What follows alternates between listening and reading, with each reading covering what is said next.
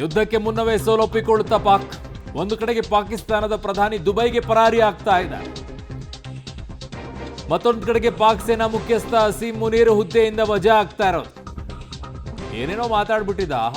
ಏನ್ ಮಾತಾಡಿದ್ದ ಅವತ್ತು ಅಂದ್ರೆ, ಭಾರತದ ದಾಳಿಗೆ ಪ್ರತಿಕ್ರಿಯಿಸಲಾಗದೇನೆ ಪರಾರಿಯಾಗಿದ್ದಾರೆ. ನಮ್ಮನ್ನ ಕಾಪಾಡಿ ಅಂತ ಪಾಕಿಸ್ತಾನದ ಜನ ಅಂಗಲ ಹಚ್ಕೊಂಡು ಕೇಳ್ಕೊಳ್ತಾ ಇದ್ದಾರೆ. ಪಾಕ್ ಸರ್ಕಾರದ ವಿರುದ್ಧ ಈಗ ಆಕ್ರೋಶ ಭುಗಿಲೇಳ್ತಾ ಇದೆ. ಅಲ್ಲಿರುವಂತ ಜನ ಆಕ್ರೋಶವನ್ನು ವ್ಯಕ್ತಪಡಿಸ್ತಾ ಇದ್ದಾರೆ. ಯುದ್ಧಕ್ಕೆ ಮುನ್ನವೇ ಪಾಕ್ ಸೋಲೊಪ್ಪಿಕೊಳ್ತಾ ಅಂತ ಹೇಳಿ ಹೇಗೆ ಉತ್ತರ ಕೊಡಬೇಕು ಅಂತಂದ್ರೆ, ಮುಟ್ಟಿ ನೋಡಿಕೊಳ್ಳೋ ರೀತಿಯಲ್ಲಿ ಉತ್ತರ ಕೊಡಬೇಕು ಅನ್ನೋದು ಭಾರತ ಕಲಿಸಿಕೊಟ್ಟಿದೆ. ಭಾರತ ಎಲ್ಲದರಲ್ಲೂ ಕೂಡ ಕಲಿಸಿಕೊಡುತ್ತೆ. ನಿಮ್ಮ ಜೊತೆಗೆ ಶಾಂತಿ ಅಂದ್ರೆ ಶಾಂತಿಯಾಗಿ ಇರ್ತೀವಿ, ಗೆಳೆತನ ಅಂದ್ರೆ ಗೆಳೆತನನ ಇರ್ತೀವಿ, ಜೀವಕ್ಕೆ ಜೀವ ಕೊಡೋ ರೀತಿಯಲ್ಲಿ ಇರ್ತೀವಿ. ಶತ್ರು ಅಂತಂದಾಗ ನೀನು ಹೊಡಿತೀಯ, ಇರು, ತಾಳ್ಮೆಯಿಂದ ಇದ್ದು ಹೊಡೆದ್ರೆ ಮಾತ್ರ ಈ ರೀತಿಯಾಗಿ ಮುಟ್ಟಿ ನೋಡ್ಕೊಳ್ಳೋ ರೀತಿಯಲ್ಲಿ ಹೊಡಿತೀವಿ. ನೋಡಿ ಇಲ್ಲಿ ಹೆಂಗಾಗಿದೆ ಪರಿಸ್ಥಿತಿ. ಇದು ಬೇಕಿತ್ತ ಪಾಕಿಸ್ತಾನಕ್ಕೆ? ಕರಾಚಿ ಬಂದರು ಮೇಲೆ ನೌಕಾಸೇನೆ ದಾಳಿಯನ್ನ ಮಾಡಿರೋದು. INS ಹೋಗಿದೆ, INS ವಿಕ್ರಾಂತ್ ದಾಳಿಗೆ ಕರಾಚಿ ಗಡ ಗಡ ಗಡ ಗಡ ಅಂದಿದೆ. ಪರಿಸ್ಥಿತಿ ಹೇಗಿದೆ? ಆ ದೃಶ್ಯಗಳು ಮಾತ್ರ ಭೀಕರವಾಗಿದೆ. 1971 ಬಳಿಕ ಮೊದಲ ಬಾರಿಗೆ ಕರಾಚಿ ಮೇಲೆ ದಾಳಿ ಆಗಿರೋದು. ಕರಾಚಿ ಬಂದರು ಮೇಲೆ ನೌಕಾಸೇನೆ ದಾಳಿ ಮಾಡಿದೆ. ಪುಡಿ ಪುಡಿಯಾಗಿ ಹೋಗಿದೆ ಅಂತೆ ಬಂದರುಗಳು. ಆ ರೀತಿಯಲ್ಲಿ ದಾಳಿ ಆಗಿ ಹೋಗ್ಬಿಟ್ಟಿದೆ. INS ವಿಕ್ರಾಂತ್ ದಾಳಿಗೆ ಕರಾಚಿ ಮಾತ್ರ ಬೂದಿ ಬೂದಿ ಆಗೋ ರೀತಿಯಲ್ಲಿ ಹಂತಕ್ಕೆ ಹೋಗ್ಬಿಟ್ಟಿದೆ ಅಂತೆ. ಆ ರೀತಿಯಾಗಿ ದಾಳಿಯನ್ನ ಮಾಡಿದೆ. ಏನೋ ತಂದಿದ್ರಲ್ಲಪ್ಪ ಟರ್ಕಿಯಿಂದ, ಅದು ಎಲ್ಲಿಟ್ಟಿದ್ದೀರಾ? ಏನು ಶೋ ಪೀಸ್ ಅಲ್ಲ? ಅಥವಾ ಅವ್ರು ಬರೀ ಶಿಪ್ ಮಾತ್ರ ಕಳಿಸ್ಕೊಟ್ರ? ಅದರೊಳಗೆ ಏನೂ ಇರಲಿಲ್ವಾ ವೆಪನ್ಸ್ಗಳು? ಅಥವಾ ವೆಪನ್ಸ್ಗಳಿದ್ದು ಕೂಡ ಅದಕ್ಕೆ ಬೇಕಾಗಿರುವಂಥ ಅಮ್ಯುನಿಷನ್ ಇರಲಿಲ್ವಾ? ಯಾಕೋ ಹಂಗೆ ಕಾಣಿಸ್ತಾ ಇದೆ ಪಾಕಿಸ್ತಾನದ ಪರಿಸ್ಥಿತಿ. ಅಥವಾ ಸನ್ನದ್ಧವೇ ಆಗಿರ್ಲಿಲ್ವೇನೋ? ಪಾಪ ನಾವಷ್ಟೇ ಹೋಗ್ಬಿಟ್ಟು ಅಲ್ಲಿ ಹೊಡೆದು ಬರೋಣ, ನೀವೆಲ್ಲ ಹಂಗೆ ಕೂತ್ಕೊಳ್ಳಿ ಅಂತ ಏನೋ ತಯಾರು. ಇದು INS ಇಲ್ಲಿ ಹೋಗ್ತಾ ಇದೆ ನೋಡಿ. ಇದು INS ವಿಕ್ರಾಂತ್ ಇದೆಯಲ್ಲ, ಕಂಟಿನ್ಯೂಸ್ ಆಗಿ ದಾಳಿಯನ್ನು ಮಾಡಿರೋದು ಕರಾಚಿ ಬಂದರಿನ ಮೇಲೆ. ಎಲ್ಲವೂ ಕೂಡ ಸಬ್ಮರೀನ್ಗಳು ಕೂಡ ರೆಡಿ ಆಗಿದ್ದಾವೆ. ಈಗ ಎಲ್ಲದಕ್ಕೂ ಕೂಡ ಸಿದ್ಧರಾಗಿದ್ದೀವಿ. ಹೊಡೆದಾಕ್ಬೇಕಾ ಹೊಡೆದಾಕ್ಬಿಡೋಣ.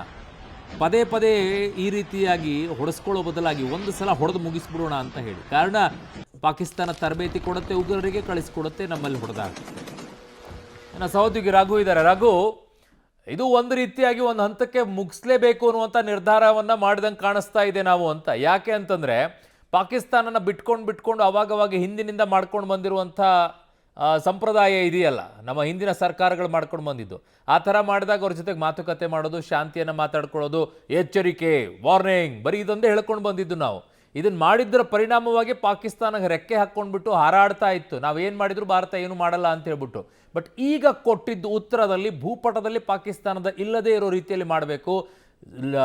100 ವರ್ಷಗಳಾದರೂ ಕೂಡ ಪಾಕಿಸ್ತಾನ ಇನ್ನೂ ನೆನಪಲ್ಲಿ ಇಟ್ಕೊಳ್ಬೇಕು, ಭಾರತ ಹಿಂಗೆ ಮಾಡಿತ್ತಪ್ಪ ಅಂತ ಹೇಳಿ. ಖಂಡಿತವಾಗಿ ಅರುಣ್, ಬಹಳ ಪ್ರಮುಖವಾಗಿ ಭಾರತದ ನಿಲುವು ಬಹಳ ಸ್ಪಷ್ಟವಾದಂಥ ಇದೆ. ಇಂದಿನ ಮೊಂಡುತನಗಳಿಗೆ ನಾವು ಕೊಟ್ಟಂಥ ಉತ್ತರಗಳಿಂದ ಪಾಕ್ ಬುದ್ಧಿ ಕಲ್ತಿಲ್ಲ. ಸೊ ಆ ಕಾರಣಕ್ಕಾಗಿ ನಾವು ಈ ಬಾರಿ ಕೊಡುವಂಥ ಏಟೇನಿದೆ ಇದು ಮುಂದಿನ 100 ವರ್ಷಗಳಿಗೆ ಎಕ್ಸಾಂಪಲ್ ಆಗಬೇಕು, ಜೊತೆಗೆ ಅವರಿಗೆ ಪಾಠ ಆಗಬೇಕು ಅನ್ನುವಂಥ ನಿಟ್ಟಿನಲ್ಲೇ ಭಾರತ ಸರ್ಕಾರ ಜೊತೆಗೆ ಸೇನೆ ಈ ಒಂದು ನಿರ್ಧಾರವನ್ನು ಕೈಗೊಂಡಿದೆ ಅಂತ ಹೇಳಿದ್ರೆ ತಪ್ಪಾಗ್ಲಿಕ್ಕಿಲ್ಲ. ಒಂದು ಕಡೆ ವಾಯುಸೇನೆ ಊಹೆ ಮಾಡೋದಕ್ಕೆ ಆಗದೇ ಇರುವಂತಹ ರೀತಿಯಲ್ಲಿ ದಾಳಿಯನ್ನು ಮಾಡೋದಕ್ಕೆ ಮುಂದಾಗಿದ್ರೆ, ಮತ್ತೊಂದು ಕಡೆ ನೇವಿ ಕೂಡ ದೊಡ್ಡ ಪ್ರಮಾಣದಲ್ಲಿ ದಾಳಿಯನ್ನು ಮಾಡೋದಕ್ಕೆ ಮುಂದಾಗ್ತಾ ಇದೆ. ಗಮನಿಸಬೇಕಾದಂಥ ಒಂದು ಅಂಶ ಅಂತ ಹೇಳಿದ್ರೆ, ಈಗಾಗಲೇ ಜಮ್ಮು ಭಾಗದಲ್ಲೂ ಕೂಡ NSG ಕಮಾಂಡರ್ಗಳು ಬೀಡ್ಬಿಟ್ಟಿದ್ದಾರೆ. ಯಾವಾಗ ಬೇಕಿದ್ರೂ ಕೂಡ ಅವರು ನೇರವಾಗಿ ನುಗ್ಗುವಂತಹ ಸಾಧ್ಯತೆ, ಅಂದರೆ ಪಾಕ್ನ ಒಳಭಾಗಕ್ಕೆ ನುಗ್ಗುವಂತಹ ಸಾಧ್ಯತೆ ಇದೆ. ಅಂದರೆ ಬಹಳ ಸ್ಪಷ್ಟವಾಗಿದೆ. ಒಂದು, ಪಾಕಿಸ್ತಾನಕ್ಕೆ ಬುದ್ಧಿಯನ್ನು ಕಲಿಸಲೇಬೇಕು, ಜೊತೆಗೆ ಅಲ್ಲಿದ್ದಂತಹ ಭಯೋತ್ಪಾದಕರೇನಿದ್ರು ಅವರೆಲ್ಲರನ್ನ ಕೂಡ ಸಂಪೂರ್ಣವಾಗಿ ನಾಶ ಮಾಡಲೇಬೇಕು ಅನ್ನುವಂತಹ ನಿಟ್ಟಿನಲ್ಲಿ ಭಾರತ ಪಣ ತೊಟ್ಟಂತೆ ಕಾಣ್ತದೆ. ಸೊ ಅದೇ ಕಾರಣಕ್ಕಾಗಿ ಒಂದರ ಹಿಂದೆ ಒಂದು ಯಾವ ರೀತಿ ಪ್ಲಾನ್ ಅನ್ನ ಮಾಡಿತ್ತು, ಯಾವ ರೀತಿ ಒಂದಷ್ಟು ಸಿದ್ಧತೆಗಳನ್ನು ಮಾಡ್ಕೊಂಡಿತ್ತು, ಅದೆಲ್ಲವನ್ನ ಕೂಡ ಎಕ್ಸಿಕ್ಯೂಟ್ ಮಾಡುವಂತಹ ನಿಟ್ಟಿನಲ್ಲಿ ಸದ್ಯ ಭಾರತೀಯ ಸೇನೆ ಮುಂದಾಗ್ತಾ ಇರುವಂಥದ್ದು. ಸೊ ಗಮನಿಸ್ತಾ ಇದ್ರಿ, ಈಗಷ್ಟೇ ವಿಕ್ರಾಂತ್ ಬಗ್ಗೆ ತಾವು ಕೂಡ ಹೇಳ್ತಾ ಇದ್ರಿ ಯಾವ ರೀತಿ ದಾಳಿಯನ್ನ ಮಾಡ್ತಾ ಇದೆ ಅಂತ ಹೇಳಿ. ಕರಾಚಿ ಬಂದರ್ ಏನಿತ್ತು ಅದನ್ನ ಕಂಪ್ಲೀಟ್ ಆಗಿ ನಾಶ ಮಾಡುವಂತ ಕೆಲಸಗಳಾಗ್ತಾ ಇದೆ. ಅನೇಕ ಕಡೆಗಳಲ್ಲಿ ಆ ದಾಳಿ ಏನಿತ್ತು, ಆ ವಾಯು ದಾಳಿಯ ಮುಖಾಂತರವೂ ಕೂಡ ಅದನ್ನ ನಾಶ ಮಾಡುವಂತ ಕೆಲಸಗಳಾಗಿತ್ತು. ಈಗ ನೌಕಾಪಡೆ ಮುಖಾಂತರವೂ ಕೂಡ ಅದನ್ನ ಡಿಸ್ಟ್ರಾಯ್ ಮಾಡುವಂತ ಕೆಲಸವನ್ನ ಮಾಡಲಾಗ್ತಾ ಇದೆ. ಅದ್ರ ಮಧ್ಯೆ NSG ಕಮಾಂಡೋ ತಯಾರಾಗಿದ್ದಾರೆ. ಇನ್ಯಾವ ಕ್ಷಣದಲ್ಲಿ ಬೇಕಾದರೂ NSG ಕಮಾಂಡೋ ಕೂಡ ಪಾಕ್ನ ಒಳಭಾಗಕ್ಕೆ ನುಗ್ಗುವಂತ ಸಾಧ್ಯತೆ ಇದೆ. ಸೊ ಅವರು ಕೂಡ ನುಗ್ಗಿದ್ರೆ ಅಲ್ಲಿಗೆ 3 ಸೇನೆಗಳು ಕೂಡ ಪಾಕ್ನ ಮೇಲೆ ಹರಿಹಾಯ್ದಾಗ ಆಗುತ್ತೆ. ಅಲ್ಲಿಗೆ ಕಂಪ್ಲೀಟ್ ಆಗಿ ಪಾಕ್ನ ಸೇನೆ ಏನ್ ಮಾಡಬೇಕು ಅನ್ನುವಂತಹ ದಿಕ್ಕು ತೋಚದಂತ ಪರಿಸ್ಥಿತಿಗೆ ಬರುತ್ತೆ. ಯಾಕಂದ್ರೆ ಈಗಾಗಲೇ ನಾವಿಕ ಇಲ್ಲದ ದೋಣಿ ಅಂತ ಆಗಿರುವಂತಹ ಪಾಕ್ ಸೇನೆಗೆ ಮುಂದೆ ಯಾವ ನಿರ್ಧಾರಗಳನ್ನ ಕೈಗೊಳ್ಳೋದಕ್ಕಿಂತ ಮುನ್ನ, ಅಂದ್ರೆ ಅಲ್ಲಿಗೆ ಸಮಯಾವಕಾಶವನ್ನೇ ಭಾರತ ಕೊಡಬಾರ್ದು ಅನ್ನುವಂಥ ನಿಟ್ಟಿನಲ್ಲಿ ಒಂದಷ್ಟು ಪ್ಲಾನ್ಗಳನ್ನ ಮಾಡಿಕೊಂಡು ಮುನ್ನುಗ್ತಾ ಇದೆ. ಅಲ್ಲಿಗೆ ಪ್ಲಾನ್ ಮಾಡೋ ಅಷ್ಟರಲ್ಲೇ ಕಂಪ್ಲೀಟ್ ಆಗಿ ಅವ್ರನ್ನೇನಿದೆ ಅವರೆಲ್ಲರನ್ನ ಕೂಡ ಒಡೆದು ಉರುಳಿಸಿ, ಜೊತೆಗೆ ಇವತ್ತಿನ ಬೆಳಗಾಗೋದ್ರೊಳಗೆ ಕೂಡ ಒಂದು ರಿಸಲ್ಟ್ ಅನ್ನ ಕೊಡಬೇಕು ಅನ್ನುವಂಥ ನಿಟ್ಟಿನಲ್ಲೇ ಭಾರತ ಪ್ಲಾನ್ ಅನ್ನ ಮಾಡಿದ ಹಾಗೆ ಕಾಣ್ತಾ ಇದೆ ಅರುಣ್.